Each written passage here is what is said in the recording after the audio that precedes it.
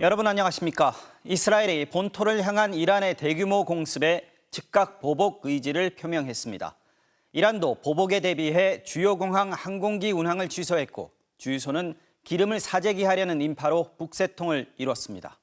보복에 재보복이라는 악순환이 우려되면서 중동 지역 전운이 최고조에 달하고 있습니다. 파리에서 손영 특파원이 보도합니다. 공습 경보와 함께 밤하늘의 섬광들이 번쩍이고 날아가던 이란 미사일이 격추됩니다. 이스라엘은 이란의 드론과 미사일 공격을 막아내는 영상을 공개하면서 재보복 의지를 표명했습니다. This is like a real war. This is a declaration of war, and I'm quite confident that we will take the necessary steps that are necessary to protect and defend our people. 이란의 공격 규모가 단순한 경고를 넘어선 수준이라는 분석도 나오고 있습니다. 이르면 15일 이스라엘이 즉각 대응에 나설 것으로 미국 등 서방 당국자들이 예상하고 있다는 외신 보도까지 전해졌습니다.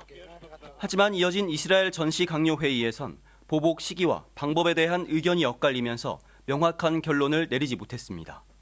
베냐민 네타냐후 이스라엘 총리가 조 바이든 미국 대통령과 전화 통화를 한 뒤 이란에 대한 보복 계획을 철회했다는 외신 보도도 나왔습니다.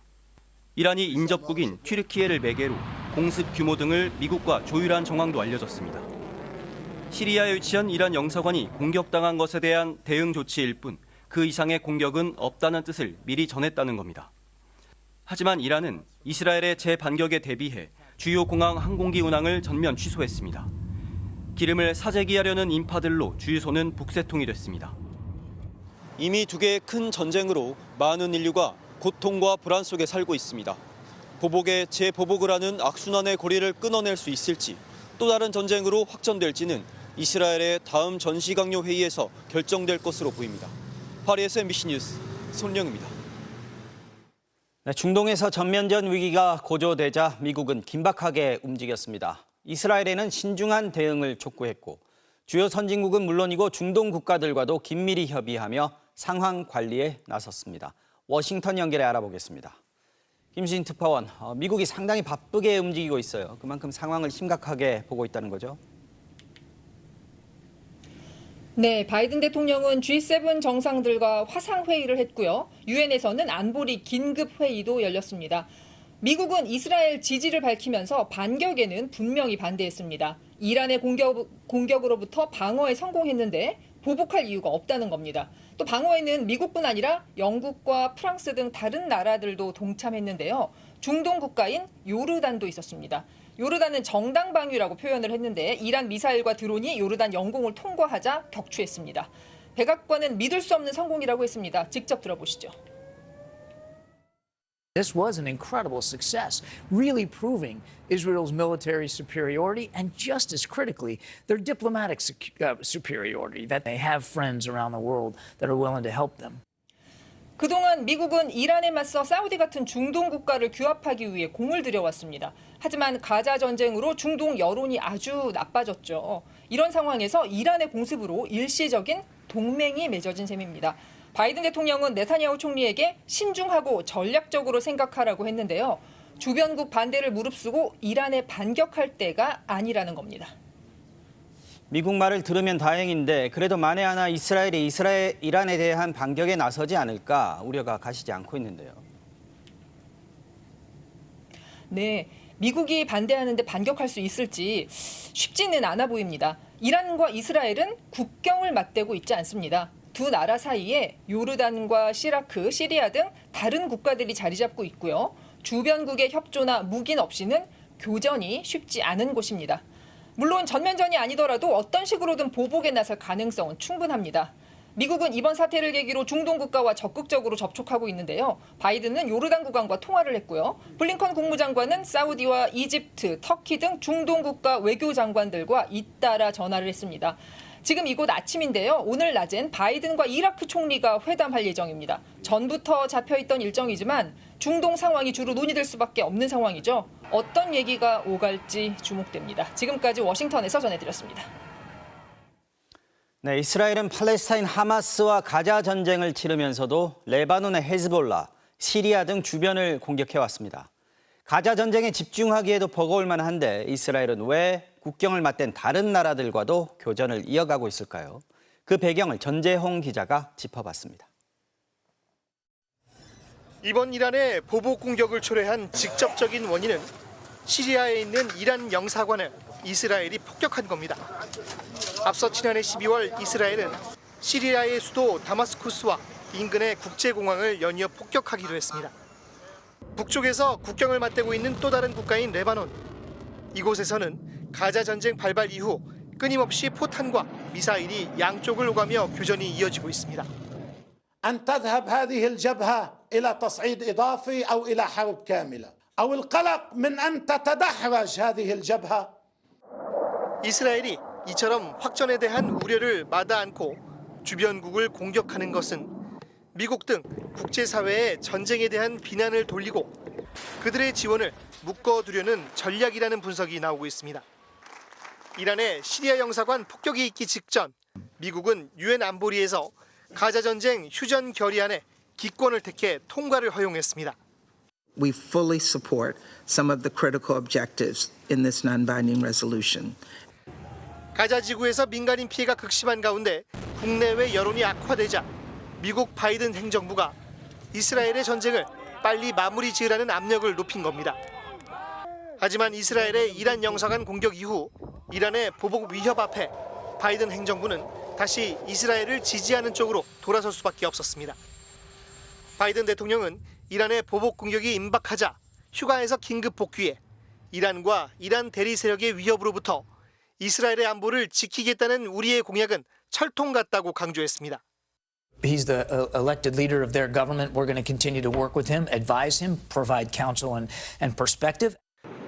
이스라엘이 최대의 우방국인 미국의 지지를 다시 끌어오는 데 성공했지만 가자 전쟁이 계속될 경우 대선을 앞둔 바이든 행정부의 지지가 이어질지는 불투명합니다.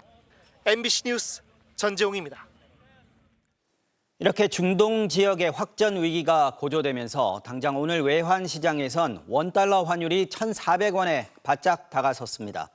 정부는 안 그래도 오른 국제 유가가 더 오를 것에 대비해 이번 달에 끝날 예정이던 유류세 인하 조치를 다시 2달 더 연장하기로 했습니다. 김현지 기자가 취재했습니다. 서울 외환시장에서 원달러 환율이 1,384원을 넘어섰습니다. 4월 들어서만 30원 급등한 수치로 지난 2022년 1,390원을 넘긴 이후 최고치입니다. 미국 금리 인하가 지연될 거란 전망에 중동 지역의 확전 불안감까지 더해져 안전자산인 달러화 강세를 이끌었습니다. 환율이 1,400원을 넘을 수 있다는 예상이 나오는데 당장 수입 물가의 영향이 불가피합니다. 환율도 올라가다 보면 수입 물가가 좀 올라가게 되고요. 내수 쪽에서는 구매력이 떨어지다 보니까 민간 소비도 약해질 가능성이 높고요. 이미 배럴당 90달러를 넘어선 국제 유가가 더 오를 가능성이 높아지자 정부는 이달 말 종료 예정이던 유류세 인하 조치를 다시 2달 더 연장하기로 했습니다. 민생의 부담이 가중되지 않도록 현 유류세 인하 조치와 경유 CNG 유가 연동 보조금을 6월 말까지 2개월 추가 연장하겠습니다.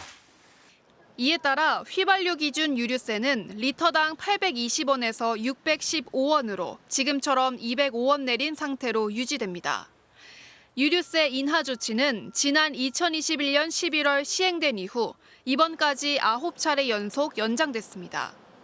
정부는 원유 수입의 주요 통로인 호르무즈 해협에 별 문제가 없고 브렌트유 값도 소폭 내리는 등 국제유가 변동이 우리나라에 미치는 직접적인 영향은 크지 않을 것으로 분석하고 있습니다. 정부는 에너지 비상사태에 대비해 종합상황실을 가동하고 금융시장의 변동성이 커질 경우 환율 안정에 적극 개입하겠다고 밝혔습니다. MBC 뉴스 김현지입니다. 윤석열 대통령이 내일 국무회의에서 모두 발언 형식을 통해서 총선 결과에 대한 입장을 밝힐 예정입니다.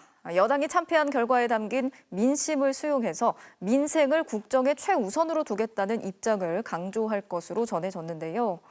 그런데 기자회견 형식이 아닌 이 대통령의 일방적인 메시지 전달이라는 점이 시작 전부터 한계로 지적되고 있습니다. 강현섭 기자가 전하겠습니다. 여당의 총선 참패와 관련한 윤석열 대통령의 입장 표명은 국무회의 모두 발언 형식으로 정해졌습니다.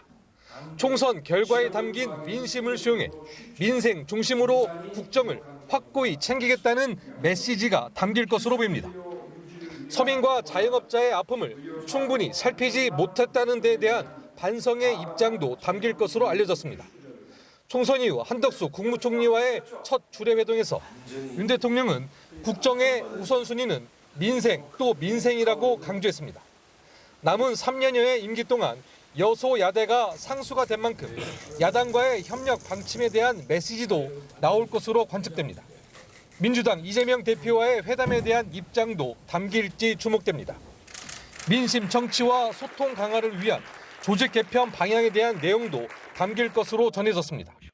총선 다음 날 윤 대통령은 국정을 쇄신하고 경제와 민생 안정을 위해 최선을 다하겠다고 밝혔고 대통령실 고위 관계자도 총선 결과나 원인에 대해서 저희들이 되돌아보는 시간이 있을 것이라고 했습니다.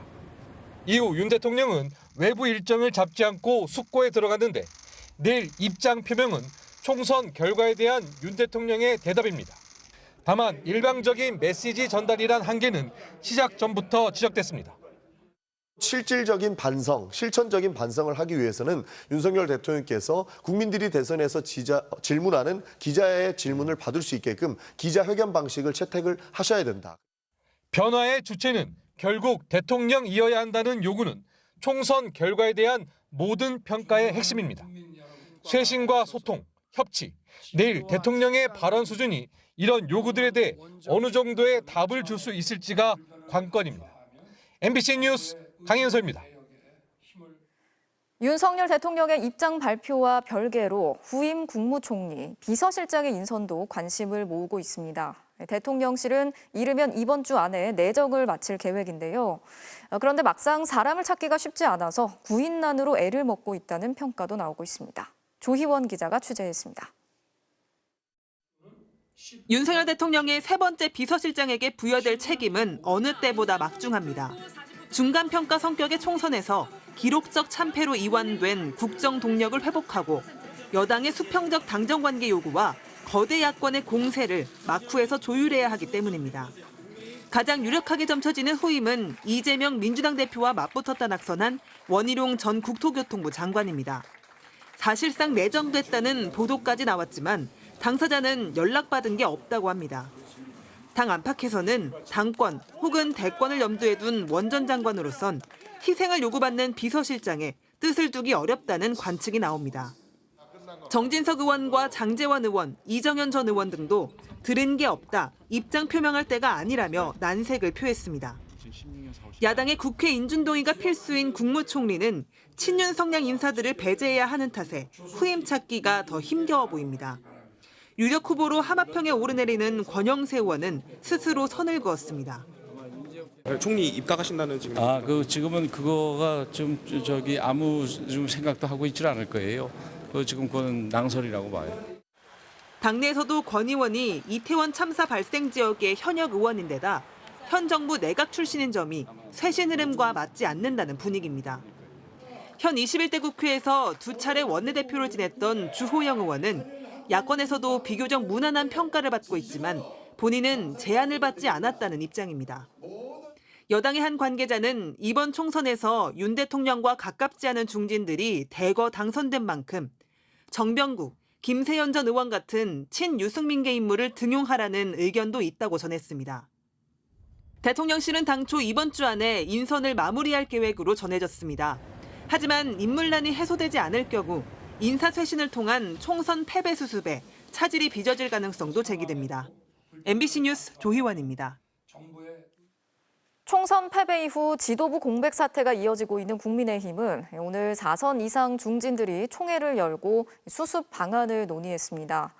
다시 비상대책위원회를 구성해서 차기 지도부를 선출하는 절차를 진행하기로 했는데요. 총선 참패의 책임이 어디에 있는지를 두고 당내 갈등도 점점 노골적으로 불거지고 있습니다. 윤수환 기자가 전하겠습니다. 이번 총선으로 4번 이상 당선된 국민의힘 중진 의원들이 모여 당 수습 방안을 논의했습니다. 개혁적인 목소리가 좀 더 커져야 되고 그 개혁적인 목소리가 당에 더 담겨져야 돼. 변화를 확실히 느끼도록 국민들이 피부로 느끼도록 해야 되겠죠. 1시간 동안의 회의에서 이들은 비상대책위 체제를 다시 가동해 지도부 공백 사태를 극복하기로 했습니다. 새 대표와 최고위원을 선출하는 전당대회를 열려면 절차와 시기 등을 조율할 비대위가 필요하기 때문입니다. 실무적인 이런 절차를 진행하는데 비대위가 당원 당규상 필요한 것으로 이렇게 규정되어 있습니다. 당 수습 논의에 첫 발은 뗐지만 비관론은 여전합니다. 한 중진 의원은 MBC와의 통화에서 누가 당대표나 원내대표를 하든 한 사람이 바뀌어야 하는데 그걸 기대할 수 있겠냐며 사실상 윤 대통령을 직격했습니다. 총선 패배를 둘러싼 책임론 역시 곳곳에서 터져나오고 있습니다. 홍준표 대구시장은 철부지 정치 초년생 하나가 셀카 하나 찍으며 나홀로 대권놀이를 한 것이라며 연일 한동훈 책임론을 강조했습니다. 원조 친윤계로 꼽히는 권성동 의원도 한동훈 전 위원장에 대해 열정을 다 쏟아 부었더라도 결과가 안 좋으면 비판받는 게 당연하다고 했습니다. 반면 한동훈 전 위원장의 영입 인사였던 김경률 전 비대위원은 대통령실의 책임을 부각시켰습니다. 대통령실의 책임이 크다라고 봅니다. 우리가 100으로 놓고 본다라면 전체 책임을 20대 80에서 한 30대 70 정도로. 특히 김 전 위원은 홍준표 시장의 언행을 개에 빗대며 원색적으로 비난했고 홍 시장 역시 거친 표현으로 불쾌감을 가감없이 드러내며 맞불을 놨습니다. 국민의힘은 내일 당선인 총회를 개최합니다. 분출하는 책임론을 넘어 당의 쇄신 방안에 의견이 모일 수 있을지 주목됩니다. MBC 뉴스 윤수환입니다. 21대 국회 임기 내에 이른바 최상병 특검법을 처리하겠다고 공언한 민주당이 국민의힘을 향해서 거듭 압박에 나섰습니다. 5월 2일 본회의 개최와 여야 합의 처리를 요구하고 있는데 압도적인 가결로 윤석열 대통령의 거부권을 사전에 차단하겠다는 뜻으로 보입니다. 안철수 의원에 이어서 조경태 의원도 특검 도입에 찬성하는 등 국민의힘 내부에서도 기류 변화가 뚜렷해지고 있습니다. 신준명 기자가 취재했습니다. 민주당은 현역 의원 116명이 이름을 올린 기자회견을 열어 이번 국회에서 최상병 특검법 처리를 거듭 약속했습니다. 이제 21대 국회가 50일가량 남았습니다. 이 기간 동안에 최상병 특검법을 반드시 통과시켜야 합니다. 신속 처리한 건 패스트트랙을 통해 국회 본회의에 올라온 최상병 특검법은 실종자 수색 도중 숨진 최상병 사망 경위와 해병대 수사단 조사에 대한 대통령실 등의 외압 의혹을 밝히는 내용을 담고 있습니다. 민주당은 윤석열 정권과 국민의힘에게 주어진 마지막 기회라며 5월 2일 본회의 개최와 여야 합의 처리를 압박했습니다. 국회 과반 의석을 넘는 민주당만으로도 본회의 처리가 가능하지만 압도적 가결로 윤석열 대통령의 거부권을 사전에 차단하겠다는 뜻으로 보입니다. 4월 10일 이전의 국정과 그 이후의 국정은 완전히 달라져야 할 것입니다. 특검을 반대해온 국민의힘에서도 안철수 의원에 이어 최다선인 조경태 의원까지 총선 이후 기류 변화가 뚜렷해지고 있습니다. 그렇다면 우리 당이 민주당보다 먼저 국민적 의혹을 해소시키기 위한 노력을 해야 된다. 22대 국회에 합류하는 개혁신당 이준석 대표도 국민의힘이 전향적인 자세를 보여야 한다고 가세했습니다. 최상병권과 같은 문제에 대해 가지고는 매우 전향적인 용산의 자세를 요구해야 된다. 민주당은 이와 함께 이태원 참사 특별법 역시 다음 달 재의결을 추진하기로 했습니다. 지난 1월 국회를 통과한 이태원 특별법은 윤 대통령의 거부권 행사로 다시 국회에 돌아와 있습니다. 다만 대통령 거부권으로 돌아온 법안은 재석 의원 3분의 2 이상의 찬성이 필요하기 때문에 국민의힘 의원들이 협조하지 않는다면 재의결은 어렵습니다. MBC 뉴스 신준명입니다. 총선 이후에도 의료 공백 사태는 여전히 해결될 기미가 보이지 않고 있습니다. 이런 상황에서 오늘 전공의들이 보건복지부 장관과 차관을 직권 남용 혐의로 고소했는데요. 그러면서 복지부 차관의 경질을 사실상 대화의 조건으로 내걸었습니다. 총선 이후 침묵해왔던 정부는 유감의 뜻을 밝히면서 다시 한번 증원 추진 의지를 강조했습니다. 지윤수 기자가 전하겠습니다. 검은 옷차림에 검정 마스크를 쓴 전공의 20여 명이 피켓을 손에 들고 연단에 섰습니다. 전공의들이 의료 현장을 이탈한 이후 처음 단체 기자회견에 나선 겁니다. 전공의 1,360명 명의로 보건복지부 조규홍 장관과 박민수 2차관을 공수처에 고소한다고 밝혔습니다. 한 사람의 국민으로서 오롯하게 존중받아야 할 젊은 의사들의 인권을 유린하는 것도 서슴지 않았습니다. 이들은 정부가 의대 증원 추진 과정에서 전공의들의 집단 사직을 막아 직업 선택의 자유 등을 침해했다고 주장했습니다. 그러면서 박민수 차관의 경질을 촉구했습니다. 가시돋친 언어로 의사들에게 모멸감을 준 박 차관이 건지하는 한 정상적인 소통은 불가능하다며 그의 경질을 사실상 조건으로 내걸었습니다. 이에 대해 정부는 전공의들의 복귀를 차관의 거취와 연계하는 건 타당하지 않다며 유감을 표했습니다.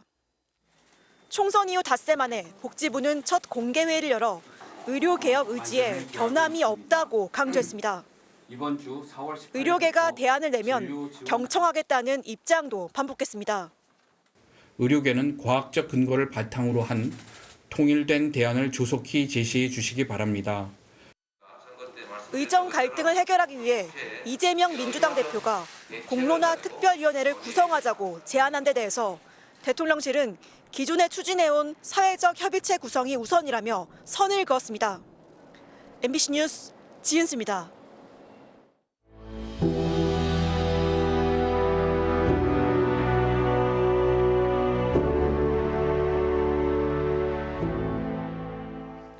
세월호 참사 발생 이후 10년을 조명하고 더 안전한 대한민국을 만들기 위한 MBC 뉴스데스크의 연속 기획. 오늘은 떠나보낸 자녀의 물건을 고이 간직 중인 부모님들 이야기를 들어보려고 합니다. 현재 안산문화예술의 전당에선 참사로 떠난 단원고 2학년 학생들의 물건을 모은 특별전이 진행 중인데요. 10년의 기억을 고스란히 지켜온 이들을 송재원 기자가 만나봤습니다. 동수의 방은 10년 전 그날에 멈춰 있습니다. 쓰던 물건 하나 버리지 못하고 오롯이 동수만을 위한 공간으로 남겨둔 방입니다.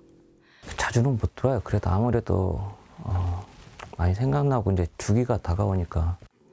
동수가 가장 좋아했던 20권짜리 만화책은 듬성듬성 비어 이제 8권만 남았습니다. 수학여행 가기 전에 이거 친구들 다 빌려줬어요. 이제 남아있는 게 이것밖에 없어요. 못 찾은 거죠. 누구를 빌려준지 모르니까. 정성욱 씨가 기억물품 특별전에 내놓은 동수의 물건은 로봇입니다. 로봇공학자가 꿈이었던 동수가 대회를 위해 밤낮 없이 만들었지만 출품 넉 달 전 떠난 수학여행에서 돌아오지 못했습니다. 함부로 내돌리는 거 아니냐 하는 생각도 있었지만은 그거가 또 반대로 상충되는 면이 또 있더라고요. 누군가 하지 않으면은 기억에서 지워진다는 게 가장 두려웠던 거예요. 자작곡을 만들 정도로 음악에 진심이었던 고 안주연 군의 기타. 고 이준우 군이 가장 아꼈던 휴대전화도 이번 특별전을 통해 세상에 공개됐습니다. 고 정의범 군의 엄마는 아이가 태어나서 처음 입었던 베넷 저고리도 내놨습니다. 이제 이거 보면 제일 마음이 아프고 그리고 제일 좋아요. 이때 어떤 아이가 태어날까 하면서 출산 준비물을 준비를 하잖아요. 시간이 멈춰버린 단원고 교실과 교무실은 지난 2021년 국가지정 기록물로 지정됐습니다. 우리 아들이 마지막 수업을 했던 공간, 그리고 여기서 많은 꿈들을 꾸었잖아요. 이삿짐처럼 창고에 방치된 물품을 영구보존 결정이 나올 때까지 챙기고 복원한 것도 부모들이었습니다. 여기 보이시는 선풍기, 천장 텍스, 그리고 뒤에 있는 게시판, 여기 시계, 칠판 모두 하나하나 다 목록을 다 정리를 했어요. 아픔을 소환하는 기록이 그래도 중요한 이유를 기억저장소 소장님이 된 엄마는 이렇게 말합니다. 기록을 하지 않으면 대한민국 역사상 그냥 슬픈 참사로만 기억이 될 거예요. 그냥 세월호 참사라고. 근데 우리는 참사를 딛고 슬픔을 딛고 우리는 희망을 만들어 가야 되기 때문에 기록이 남아 있어야 되는 거죠. MBC 뉴스 송재원입니다. 세월호 참사가 일어난 지 내일이면 꼭 10년이 됩니다. 그날의 상처를 그대로 간직한 진도 팽목항에는 10년 전 그날을 기억하고 희생자들을 추모하는 시민들의 발길이 이어지고 있습니다. 박정호 기자가 보도합니다. 2014년 4월 16일 그날을 기억하는 진도 앞바다. 잊지 않겠습니다. 구해주지 못해 미안하다. 다짐과 회한이 담긴 노란 리본과 기억의 벽은 10년째 그 자리를 지키고 있습니다. 구조된 생존자와 희생자들이 가족을 처음으로 만났던 팽목항에는 세월호 참사를 기억하고 추모하기 위한 발걸음이 이어졌습니다. 세월호 참사 10주년 기념식에 어린 학생들이 이렇게 돌아가신 이것을 추모하기 위해서 오늘 어느덧 10년, 긴 시간이 흘렀지만 해결되지 않은 의문의 답답함과 안타까움은 여전합니다. 얼굴 한번 본 적 없는 사이지만 그날의 슬픔과 고통은 함께 기억하고 있습니다. 그때 당시에 왜 많은 사람이 그렇게 많은 일을 당했었을까? 그때 당시에 왜 밖으로 못 나오고 안에서만 그렇게 많은 참사를 당했었을까? 이게 참 정말 지금도 생각하면 궁금해요. 희생자 가족들이 지금도 교대로 지키고 있는 가족식당과 희생자들의 영정이 남아있는 작은 기억관. 주변으로는 여객터미널이 들어서며 모습은 많이 달라졌지만 참사의 기억은 고스란히 남아있습니다. 기독교와 천주교, 불교 등 종교계도 세월호 참사 10주기를 맞아 진도와 목포에서 추모 행사를 잇따라 열고 희생자들의 넋을 위로했습니다. 참사의 교훈을 잊지 않고 기억하겠다는 다짐은 10번째 4월에도 이곳 진도 팽목항은 물론 전국 곳곳에서 지켜지고 있습니다. MBC 뉴스 박종호입니다. 세월호 추모공원은 참사 10년이 지난 지금까지 첫 삽조차 뜨지 못하고 있습니다. 지난해 정부가 갑자기 사업비 상승을 이유로 적정성을 재검토하라며 제동을 걸었는데요. 최근 다시 산정한 결과 오히려 더 많은 사업비가 필요한 것으로 결론났습니다. 사업비 변경만 4차례, 착공은 계속해서 미뤄지고 있습니다. 조국형 기자입니다. 2021년 국제공모전을 통해 확정된 4.16 생명안전공원의 조감도입니다. 이렇게 여기서 아픔은 길이 된다는 건축 의도처럼 치유와 회복의 거점이 될 거라는 기대감은 컸습니다. 안산시도 당초 작년 초 착공을 공언했습니다. 착공 23년도 2월 돼 있는데 이거 문제없이 할 수 있는 거죠? 현재 계획에는 뭐 2월이나 3월 정도에는 가능할 것 같습니다. 4.16 생명안전공원이 들어설 부지 상황을 저희가 딱 1년 전에도 취재했었는데요. 제가 서 있는 이곳은 세월호 추모 공간으로 마련된 부지입니다. 안산 단원고하고도 불과 700m 정도밖에 떨어져 있지 않습니다. 작년 초 공사가 시작될 거라는 예상을 비웃듯 1년 이상 지난 지금도 이렇게 황폐한 상태로 방치돼 있습니다. 착공 직전 기재부가 결정한 사업계획 적정성 재검토 때문 물가 상승 등으로 483억 원이었던 사업비가 503억 원으로 오른 만큼 비용이 적당한지 한 번 더 따져보겠다는 거였습니다. 국가재정법상 국책사업비가 추진 도중 500억 원을 넘어설 경우 타당성 재조사를 받아야 합니다. 그러나 세월호 추모 사업은 세월호 특별법상 면제 대상.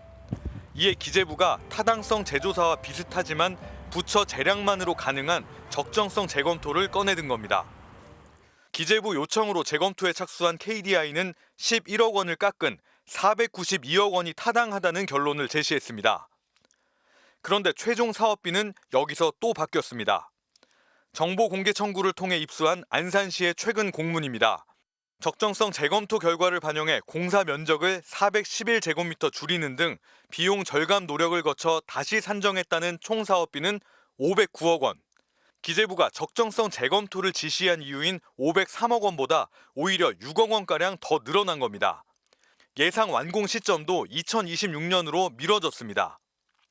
검토하는 기간 동안에 또 물가가 오르니까 그런 것들을 감안해서 총사업비 최종 협의를 한 금액이 509억입니다. 495억에서 483억으로, 503억으로 늘었다 492억으로, 이후 다시 509억으로. 사업비가 오락가락하는 사이 가뜩이나 지연된 공사는 더 늦어졌습니다. 이렇게 손 놓고 마냥 기다리고 있는 느낌을 가족이 받는 건지 도저히 알 수가 없습니다. 참 말을 하면서도 어이가 없습니다.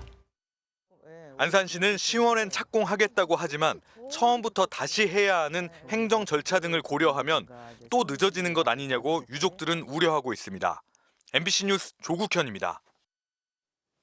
아까 보셨지만 국제 유가뿐 아니라 설탕과 올리브유, 카카오 같은 수입 식재료 가격도 뛰고 있습니다. 식품 외식업계의 가격 인상 움직임이 도미노처럼 확산될 조짐이 보이고 있습니다. 기름값이 지금처럼 고공행진을 계속하면 그동안 정부가 계속 눌러뒀던 전기와 가스요금 인상도 불가피할 수 있습니다. 물가 관리에 비상등이 켜졌습니다. 오유림 기자의 보도입니다. 국내 치킨 프랜차이즈 4위 브랜드인 굽네치킨이 오늘부터 9개 제품 가격을 1,900원씩 올렸습니다. 인건비와 임대료, 배달 수수료 상승 등을 이유로 들었습니다. 파파이스도 치킨과 샌드위치, 음료 등의 가격을 평균 4% 올리고 수수료를 내야 하는 배달 메뉴는 매장가보다 평균 5%가량 높은 가격을 적용하기로 했습니다. 앞서 BHC와 교촌치킨은 지난해 주요 제품의 가격을 3,000원씩 올렸고 BBQ는 비싼 100% 올리브유 대신 해바라기유를 절반 섞어 사실상 생산 단가를 조정했습니다. 스페인 가뭄으로 올리브 생산이 반토막나면서 원재료인 올리브유 수입 가격이 크게 올랐기 때문입니다. 원재료의 국제 가격 인상은 즉각적인 국내 물가 상승으로 이어지고 있습니다. 초콜릿 제품 하나의 가격은 2,990원, 같은 양의 또 다른 제품은 2배 이상 비쌉니다. 원재료인 카카오의 함량이 불과 15% 차이가 나지만 제품 가격에 2배 이상 영향을 미친 겁니다. 최근 카카오 가루, 즉 코코아의 생산량이 급감하면서 국제 거래가는 1년 만에 3배로 뛰었고 올해 1분기 설탕 가격 지수도 지난해보다 20% 상승했습니다. 업계는 환율 급등까지 겹치면서 제품의 연쇄적인 가격 인상이 불가피하다는 입장인데 가격 부담이 소비자에게 전가되는 모습입니다. 단기적인 원재료비 상승을 빌미로 최종 제품의 가격을 올리기보다는 생산성과 효율성을 증대시켜서 소비자의 신뢰를 확보할 수 있도록 가격을 유지하는 그런 노력을 기울일 필요가 있다고 봅니다. 여기에 최근 국제원유 가격이 오르면서 그동안 미뤄왔던 전기와 가스요금 인상도 조만간 발표될 것으로 보입니다. 한전의 누적 부채는 200조 원, 가스공사가 원가 밑으로 공급하면서 발생한 미수금도 15조 원에 달합니다. MBC 뉴스 오유림입니다. 쿠팡이 유료 회원비를 8,000원에 가깝게까지 올리면서 쿠팡 이탈 고객이 발생하고 있습니다. 이런 상황에서 그동안 쿠팡의 기세에 눌려있던 지마켓이나 네이버 쇼핑 같은 국내 토종 기업들이 파격적인 회비 할인을 내세우며 이탈 고객 잡기에 나섰습니다. 임현주 기자가 취재했습니다. 신세계그룹이 신규 가입 고객 유치를 위한 연회비 파격 할인에 나섰습니다. 3만 원이던 기존 통합 멤버십 연회원비를 4,900원으로 84% 내리고 연회비 무료 1년 연장 혜택을 제공하기로 했습니다. G마켓이나 옥션을 통한 신규 고객에게만 혜택이 제공됩니다. 네이버 쇼핑도 5월 말까지 유료 구독 회원 서비스를 3개월 무료 프로모션으로 진행합니다. 신규 고객은 석 달간 월회비 14,700원을 아낄 수 있습니다. 국내 유통업체들의 파격적인 회비 할인 행사는 이른바 탈팡, 쿠팡 이탈 고객을 잡기 위한 전략으로 해석됩니다. 앞서 플랫폼 시장의 최대 강자인 쿠팡은 지난 주말 월 회비를 58% 인상했는데 그동안 쿠팡에 묶여있던 회원들의 탈퇴 현상이 벌어지고 있습니다. 1년에 36,000원 오르는 거잖아요. 그래서 8월에 많이 나가신다는 탈퇴하시는 분들도 많이 계시긴 하더라고요. 7월까지만 쓰고. 그래서 체감은 분명히 이거는 부담이 되는 건 맞는 것 같아요. 쿠팡은 넷플릭스나 유튜브 프리미엄 등 글로벌 업체의 서비스 이용료가 오른 만큼 이를 부가 서비스로 제공하는 쿠팡 회원가는 아직 경쟁력이 있는 것으로 분석하고 있습니다. 한 절반 가격에 배송도 무료로 받고 OTT도 볼 수 있고라고 생각하면은 나름 가성비에 아직은 속하지 않나 이런 생각이 듭니다. 유료 회원 1,400만 명을 확보하고 있는 쿠팡은 이번 회원비 인상으로 연간 5천억 원가량의 추가 수익을 기대하고 있습니다. 공정위 관계자는 쿠팡 등 플랫폼 사업자의 시장 경쟁 촉진을 위해 독점력 남용 등 불공정 행위를 들여다보고 있다면서도 회비 가격 인상 자체를 직접 견제할 방법은 없다고 밝혔습니다. MBC 뉴스 임현주입니다.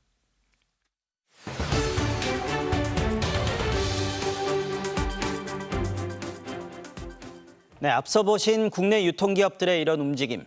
최근 초저가를 내세우면서 국내 시장을 공략하고 있는 알리익스프레스와 테무 같은 중국 쇼핑 플랫폼들의 영향 때문이기도 한데요. 국내에 본격적으로 진출한 지 1년도 안 돼서 벌써 이용자가 800만 명을 넘어서는 등 성장세가 무섭습니다. 그런데 알리와 테무는 어떻게 이렇게까지 싸게 물건을 팔 수 있는 걸까요? 그 영업 비밀의 현장을 이혜인 특파원이 집중 취재했습니다.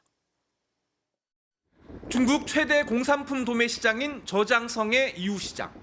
건물 안으로 들어가자 통로 양쪽으로 상점들이 끝도 없이 늘어서 있습니다. 물놀이 용품 가격을 물어보자 믿기지 않는 답이 돌아옵니다. 물안경은 900원, 물놀이 튜브는 1,600원밖에 안 합니다. 전자제품은 어떨까? 드론이 4만 원, 휴대용 선풍기는 2,000원입니다.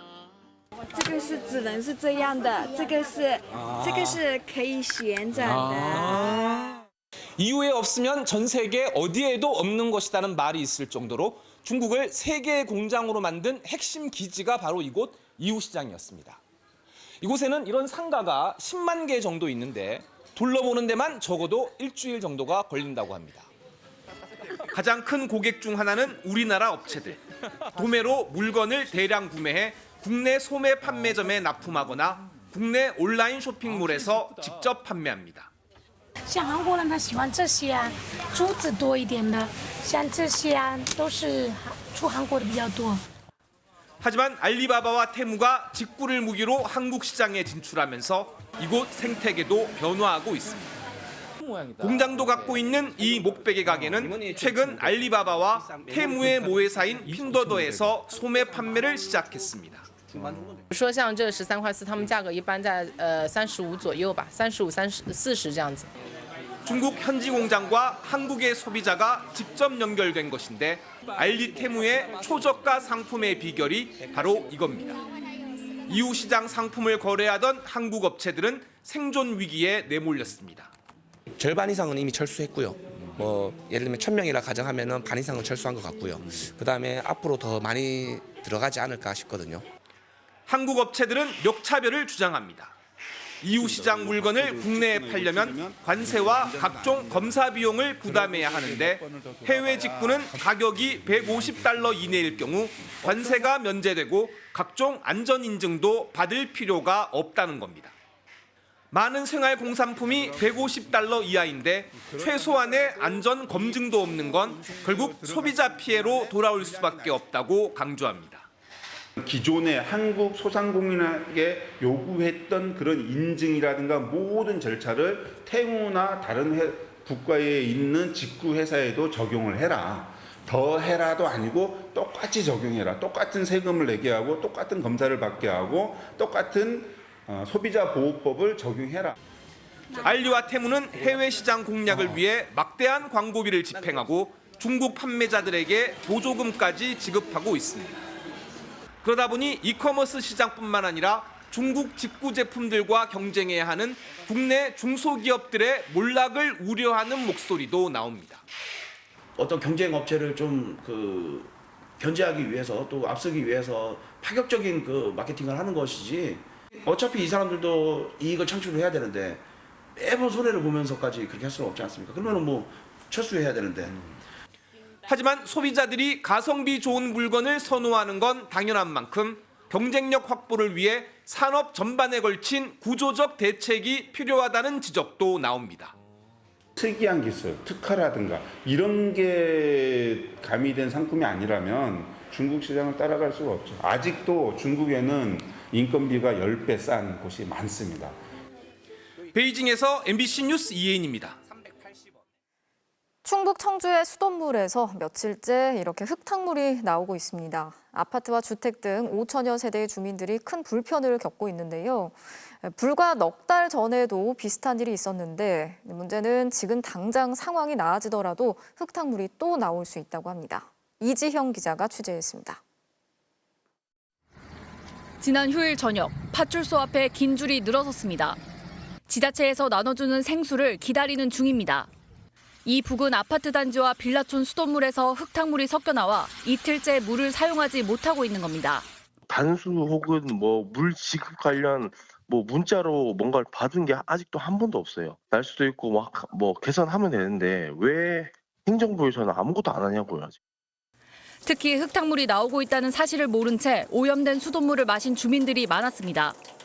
탁한 색깔의 수돗물이 나온 뒤에는 맑아 보이지만 침전물이 가라앉아야 오염 여부를 알 수 있기 때문입니다. 임산부인 한 주민은 흙탕물이 섞인 물에 밥을 지어 먹었고 오염된 수돗물에 몸을 씻은 아이는 밤새 가려움증에 시달렸습니다. 계속 뒤척거리면서 목을 계속 긁더라고요. 그게 빨개지고 간지럽다고 얘기도 많이 하고요. 주말과 휴일을 포함해 사흘째 흙탕물이 나오자 한 식당은 영업을 포기했습니다. 지금 상수도 안 돼 있어가지고. 그래서 죄송해요. 들어가세요. 5천여 세대가 흙탕물 피해를 입었고 식당은 장사를 망쳤지만 어디에다 피해를 호소해야 할지 분통만 터집니다. 식당하는 입장에서 자영업자들은 물이 가장 중요한데 딱히 뭐 어떻다는 답변이 안 오고 있어서 너무 답답하고. 흙탕물은 넉 달 전에도 나왔습니다. 공사 시공 당시에 토사가 유입되거나 공사 중에 부착되지 않았을까 이렇게 추정을 하고 있습니다. 청주시는 이렇게 상수관로와 연결된 소화전으로 계속 물을 내보내면서 탁도를 측정하고 있습니다. 청주시는 밤새 탁수를 배출한 만큼 지금은 오염도가 먹는 물 수준까지 떨어졌다고 밝혔지만 상수도관 바닥에 여전히 적지 않은 흙이 쌓여 있어 물 사용량이 늘면 또 흙탕물이 나올 수 있습니다. 특히 근본적인 해결을 위해선 한 달 정도 공사와 단수가 불가피해 또 다른 피해가 우려됩니다. MBC 뉴스 이지연입니다. 달리던 차량이 도로 한가운데 갑자기 멈춰섰습니다. 뇌전증이 있는 운전자가 갑자기 발작을 일으킨 건데 뒤따라오던 30대 운전자가 상황을 알아채고 유리창을 깨서 구조해냈습니다. 덕분에 더 큰 사고도 막을 수 있었고 위험했던 환자도 무사히 의식을 회복했습니다. 유희정 기자가 전하겠습니다. 차량 한 대가 골목길로 들어서더니 갑자기 도로 한가운데 멈춰섭니다. 그리고 2분 가까이 꼼짝도 하지 않습니다. 뒤에 있던 차에서 한 남성이 내려 멈춰선 차량 내부를 살펴봅니다. 그러더니 다급하게 119에 신고합니다. 차량 운전자가 발작을 일으키고 있었던 겁니다. 모르는 차인데 안에 사람 발작하고 있어서요. 차만 잠겨있고 빨리 오세요. 남성이 여러 차례 창문을 두드렸지만 환자의 의식은 돌아오지 않았습니다. 그러다 환자가 무의식 중에 가속 페달을 밟으면서 추돌 사고까지 발생했습니다. 지나가는 사람들이 우산 갖고 사람을 다 구해야 되니까 우산 갖고 막 했는데 우산이 부러지는 거예요. 위험한 상황임을 직감한 남성은 인근 슈퍼마켓에서 망치를 가져와 창문을 깨기 시작했습니다. 지켜보던 시민들도 힘을 보탰고 얼마 지나지 않아 차 안에 있던 환자를 구조했습니다. 뇌전증으로 발작을 일으켰던 환자는 뒤이어 도착한 119 구급대에 의해 병원으로 이송됐고 의식을 회복했습니다. 발작 상태가 있었기 때문에 차량 안에서는 처치를 할 수 없었기 때문에 밖으로 나와서 처치를 할 수 있어서 그 부분 때문에 저희가 처치하기 쉬웠습니다. 환자를 구해낸 남성은 응급 구조와 뇌전증 환자 돌보는 법을 알고 있던 스포츠센터 강사였습니다. 안전이나 이제 그 인명에 대한 어느 정도 배경 지식이 있었기 때문에 그래서 이렇게 사람을 구출하는 데 있어서 머뭇거림도 없고 좀 더 과감하게 행동을 할 수 있었던 것이라고 생각합니다. 소방당국은 전 씨에게 감사패를 전달했습니다. MBC 뉴스 유희정입니다. 강원도 양양군이 설악산 국립공원 안에 5색 케이블카 설치를 추진하고 있습니다. 오는 2026년 개통을 목표로 준비한다면서 공무원들이 수천만 원을 들여서 유럽으로 해외 연수까지 다녀왔는데요. 그런데 여기에 사실상 퇴직을 3개월 앞두고 있는 공무원도 포함이 됐던 것으로 드러났습니다. 이준호 기자가 단독 취재했습니다. 설악산 오색지구부터 대천봉 근처 봉우리까지 3.3km 구간에 설치될 5색 케이블카. 환경 파괴와 수익성 논란으로 40년 넘게 지지부진하다 지난해 환경 피해를 줄이는 것을 전제로 사업이 조건부 통과됐습니다. 사업이 급물살을 타자 지난달 양양군과 의회 관계자들도 유럽으로 케이블카 관광지 연수를 다녀왔습니다. 그런데 대부분 공개되는 연수 보고서가 비공개 처리되어 있었습니다. 정보 공개 청구를 해 연수 일정을 확인해봤습니다. 오스트리아와 스위스 등 유럽 케이블카 회사와 관광지 이름이 나와 있고 기관 방문으로 적혀 있습니다. 어떤 관계자를 만났는지 물었습니다. 저희가 어떻게 서로 얘기가 잘 안 돼서 그쪽 직원들을 만나지 못했어요. 회사 앞에 케이블카 모양이 이렇게 돼 있거든요. 네, 그거 보고 그리고 지자체에 오진 않고. 시찰단은 지자체 관계자도 케이블카 운영사 관계자도 만나지 못했습니다. 결국 질문은 케이블카 현장 운영 인력에게 물어봤습니다. 현지 가이드 분이 계셔서 거기 계시는 분들한테 제가 궁금한 거 여쭤보고. 연수에는 군수와 군의회 의장을 비롯해 간부급 공무원이 대부분이었습니다. 그런데 이 중 복지정책과장이 사실상 퇴직인 공로연수를 3개월 앞둔 상태였습니다. 오색 케이블카 착공은 2년 뒤에 이뤄집니다. 해당 공무원에게 입장을 물어봤습니다. 말씀드릴 건 없는 것 같아요. 하지만 지자체 세출 기준에는 단순 시찰을 지향하고 특히 퇴직을 앞둔 공무원의 선심성 국외 여행은 허용되지 않는다고 나와 있습니다. 국무국외 출장 심사가 있었는데 왜 아무런 문제 제기가 없었을까? 심사위원 5명 중 4명은 양양군 공무원이었고 아무런 지적 없이 만장일치로 출장을 승인했습니다. 회의도 없이 서면으로만 심사가 이루어졌습니다. 면밀하게 좀 분석을 하고 조사를 해서 들어와야 하는데 그냥 놀러 간 거잖아요. 이걸 누가 인정하겠습니까? 국민들이. 해외 연수에는 5천만 원 가까운 예산이 들었습니다. 양양군은 퇴직할 공무원을 보낸 데 대해 퇴직을 앞뒀지만 해외 연수 경험을 다른 공무원들과 공유할 수 있다고 해명했습니다. MBC 뉴스 이준호입니다. 어린이 보호구역 이른바 스쿨존에서 또다시 안타까운 사망사고가 발생했습니다. 서울 송파구의 한 어린이집 인근 도로에서 4살 남자아이가 차에 치여서 세상을 떠났는데요. 스쿨존 교통사고에 대해 가중처벌을 하는 이른바 민식이법이 시행된 이후에도 관련 사고가 끊이지 않고 있습니다. 정한솔 기자가 취재했습니다. 서울 송파동의 한 어린이집 인근의 어린이 보호구역입니다. 지난 11일 하원 시간인 오후 4시 반쯤 4살 남자아이가 이곳을 지나고 있었고 이 골목으로 40대 운전자가 몰던 승용차가 들어왔습니다. 사고가 난 골목길입니다. 이곳에서 좌회전하던 차량이 맞은편에서 오던 아이를 들이받았습니다. 사고를 당한 아이는 병원으로 옮겨졌지만 결국 숨졌습니다. 경찰 조사에서 운전자는 미처 아이를 보지 못했다고 진술했습니다. 운전자가 음주나 마약을 한 정황은 발견되지 않았습니다. 경찰은 운전자에 대해 구속영장을 신청했지만 법원은 도주 우려가 없다는 이유로 영장을 기각했습니다. 최근 5년간 스쿨존 내 12살 이하 어린이 보행 사고는 모두 1,979건에 달합니다. 이 가운데 숨진 어린이는 17명에 달합니다. 주로 오후 2시부터 6시 하원 하교 시간대에 사고가 집중됐습니다. 2년 전 강남구 청담동의 한 초등학교 앞 스쿨존 사고도 방과 후 수업을 마치고 귀가하던 길에 발생했습니다. 당시 운전자 고모 씨의 혈중 알코올 농도는 0.128%로 면허 취소 수준이었습니다. 재판에 넘겨진 고 씨는 지난달 대법원에서 징역 5년을 확정받았습니다. 도주 의도가 있었던 것 같지 않다며 기존 징역 7년 판결에서 감형한 겁니다. 그치지 않고 벌어지는 음주운전 사망 사건을 보면서 법원은 시대의 요구를 반영하는 판결을 하고 있는지 묻고 싶습니다. 지난 2020년 스쿨존 교통사고에 대해서 가중처벌하는 민식이법이 시행됐지만 이런 솜방망이 처벌 논란도 이어지고 있습니다. 법 시행 이후 스쿨존 어린이 보행 사상자도 2020년 324명에서 2021년 369명, 2022년 389명으로 해마다 증가했습니다. 경찰은 국과수의 차량 속도 정밀 분석을 요청하는 등 정확한 사고 원인을 조사하고 있습니다. MBC 뉴스 정한솔입니다. 경기도 파주의 한 호텔에서 20대 남녀 4명이 숨진 사건과 관련해서 경찰이 수사를 벌이고 있는데요. 숨진 가해 남성들이 돈을 노리고 사전에 범행을 계획한 정황이 포착됐습니다. 이들은 피해 여성들을 거짓말로 유인해서 범행을 저지른 것으로 드러났습니다. 백승우 기자가 취재했습니다. 피해 여성들이 실종된 뒤인 지난 8일, 그중 한 명의 지인에게 텔레그램 메시지가 왔습니다.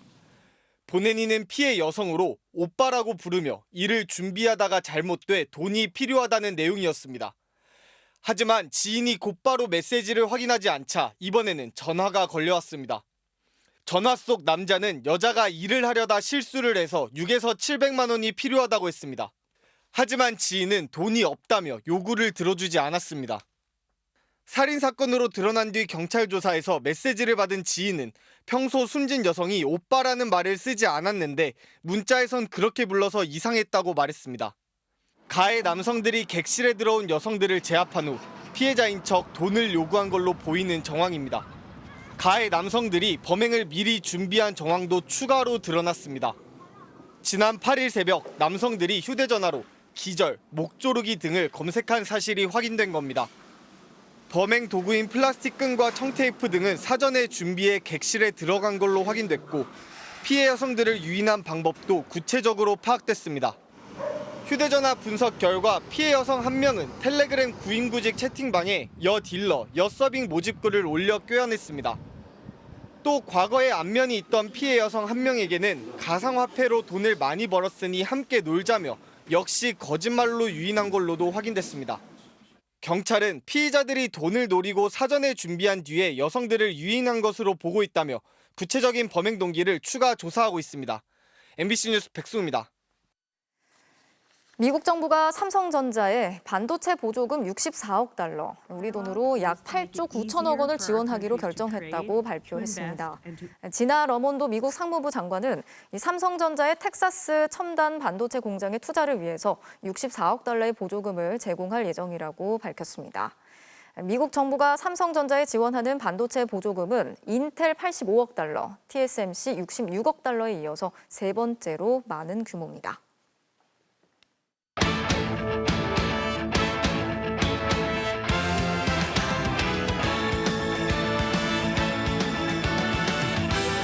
월요일 밤 스포츠 뉴스입니다.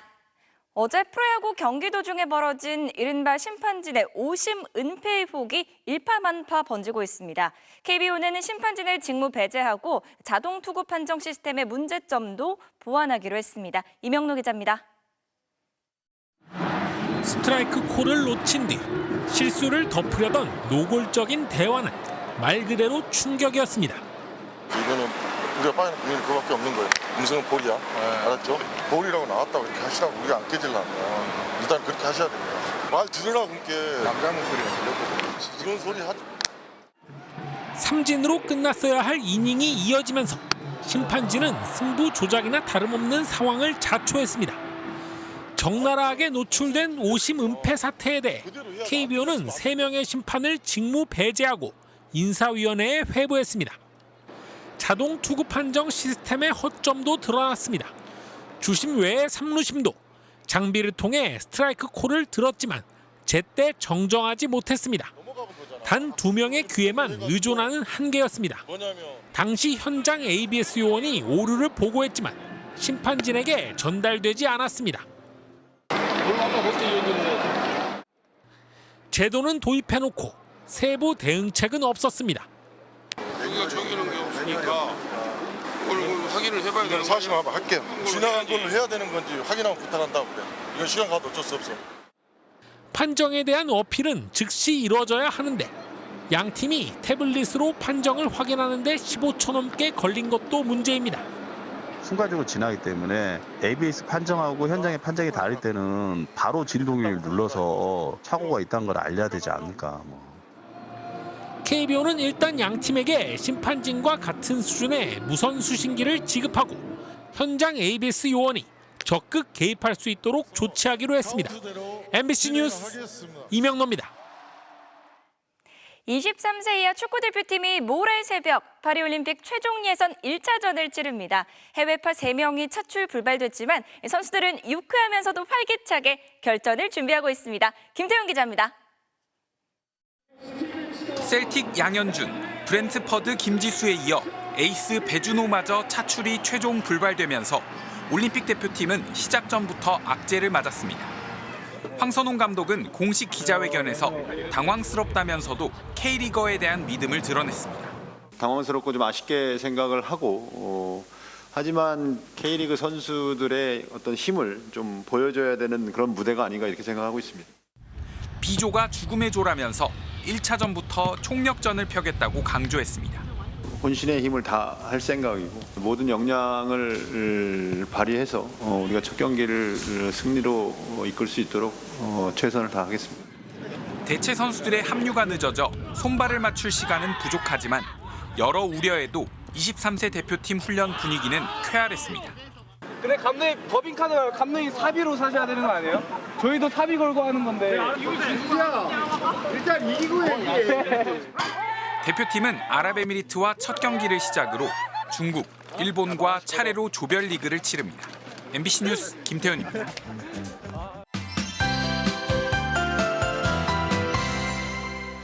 전국적으로 비가 오면서 때이른 더위는 누그러졌습니다. 이 비구름이 지나고 있는 권금성 일대의 모습인데요. 웅장하게 산을 뒤덮고 있는 운무가 그야말로 장관입니다. 이 비가 얼마나 왔는지 강우량을 보여주는 막대 그래프를 보시면요. 오늘 제주 진달래밭에서 90mm, 특히 전남 광양에서는 52.3mm로 관측 사상 역대 가장 많은 비가 내렸습니다. 서울에는 17.1mm가 왔습니다. 이번 비는 고온 현상과 건조함을 누그러뜨린 단비였습니다. 하지만 내일부터는 황사가 강하게 들어옵니다. 새벽에 백령도를 시작으로 낮 동안 붉게 나타나고 있는 고농도의 미세먼지가 대부분 지방을 뒤덮겠고요. 미세먼지 농도가 최고 150에서 200마이크로그램까지 오르겠습니다. 비는 내일 오전 중에 대부분 그치겠습니다. 예상 강우량은 5mm 안팎이 되겠는데요. 비와 황사가 섞여 내릴 가능성이 있습니다. 밤사이 대부분 지방에서는 가시거리 200m 미만의 짙은 안개가 끼겠습니다. 아침 최저 기온은 서울이 11도 등으로 오늘보다 낮아지겠습니다. 낮 최고 기온은 서울이 20도, 대구가 25도까지 오르겠습니다. 이번 황사는 모레까지 머물 가능성이 있습니다. 날씨였습니다. 월요일 뉴스데스크 마치겠습니다. 함께해 주신 여러분 고맙습니다.